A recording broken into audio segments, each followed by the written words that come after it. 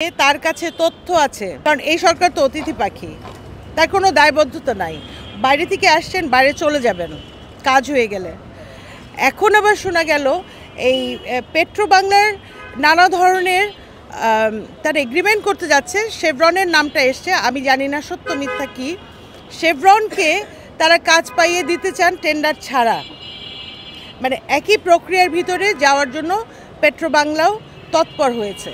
এখন কিছু তথ্য আমরা হুট করে জেনে যাই বলে বলতে পারি, কিন্তু বক্তব্য একটাই। আপনি আইসিটিতে যান, ওই টেলিকমিউনিকেশনও দেখবেন যে 4-5টা কোম্পানির সিন্ডিকেট, যেটা হাসিনা রেখে যাওয়া সিন্ডিকেটকে আবার পুনর্বাসন করা হচ্ছে। বিনা পয়সায় বিনা স্বার্থে করছে না।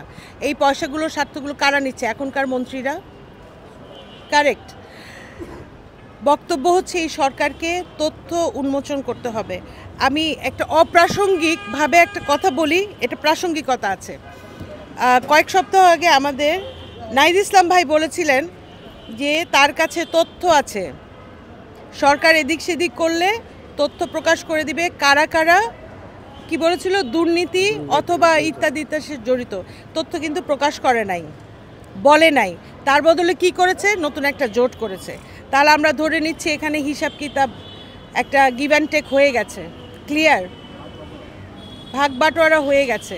তো আমরা আর তথ্য আপনাদের কাছে অনুরোধ করব না। আমরা নিশ্চিত হলাম যে আপনারা একে অন্যকে ব্ল্যাকমেইল করে করে একে অন্যকে একটা চক্রের মতো টিকিয়ে রাখছেন।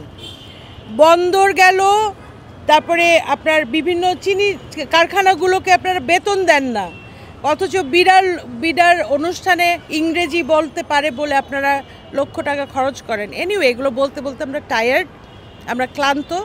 বক্তব্য হচ্ছে যে পেট্রো বাংলা থেকে যেন কোনো ধরনের, মানে রাজপথের ভাষা হচ্ছে 2 নম্বরই করবেন না।